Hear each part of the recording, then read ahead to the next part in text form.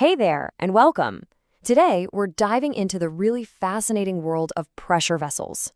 We're going to uncover a secret that's kind of hidden in plain sight, the geometry of their ends. So, let's kick things off with a real head-scratcher. How is it possible that two pressure vessels, which seem totally identical, we're talking same pressure, same diameter, can end up needing end caps or dished ends that have completely different thicknesses? The answer isn't in the material or even the pressure itself. It's all about pure geometry. These dished ends, they're the critical pieces that seal up the ends of a cylindrical vessel. And as we're about to find out, their specific shape is the absolute key to solving our little puzzle. It has a direct impact on the thickness you need, the overall size of the vessel, and, of course, the cost to make it. All right, so let's bring out our three main players. We're going to look at them in order of how thick they need to be, starting with the most efficient and working our way up. You'll see just how much their design changes everything. First up, we've got the champion of mechanical strength, the hemispherical end. And yep, it's exactly what it sounds like, a perfect half sphere.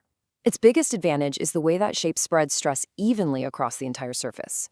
Because of that perfect distribution, it needs the least amount of material, which makes it the go-to choice for really high-pressure situations, where keeping that thickness down is a top priority. The math totally backs this up. See the formula? Notice that letter L. That stands for the internal radius of the sphere. Well, because of that geometry, the thickness T you end up with is about half of what you need for the cylindrical shell it's attached to. It's just incredibly efficient. Okay, next up is the real workhorse of the industry, the 2-to-1 ellipsoidal end. This is the one you're going to see most often out in the wild. Its shape is pretty specific. Its height is exactly 1/4 of its diameter. What's great about it is that it hits this perfect balance between being strong enough and being easy to manufacture. And here's where things get interesting. In the formula for this one, the key variable is d, the vessel's full diameter, not the radius like we saw with the hemisphere.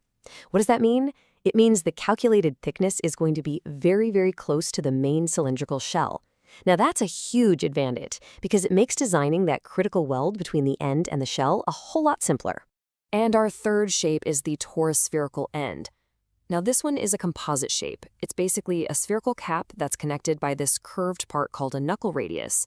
And while it's generally cheaper to make than an ellipsoid, that specific geometry is actually less efficient when it comes to handling stress, especially right there in that knuckle area. So take a look at the formula. You'll probably spot a new letter in there, M. This is what's known as the Wichman factor, and you can pretty much think of it as a penalty. It's a stress correction factor that's there to account for the higher stresses that build up in that knuckle radius. And this factor, which can be anywhere from 1.5 to 2, well, it significantly bumps up the required thickness. Okay, theory's one thing, but let's see how this all shakes out with a real-world example. We're going to take the exact same pressure, diameter, and material and just plug them into our three different geometries. And wow, the results really speak for themselves.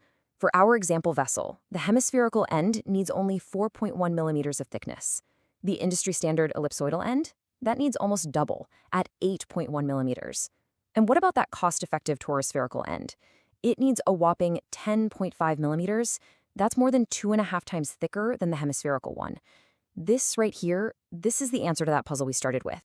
So, if you're an engineer or an inspector looking at these designs in the real world, how do you actually verify the calculations?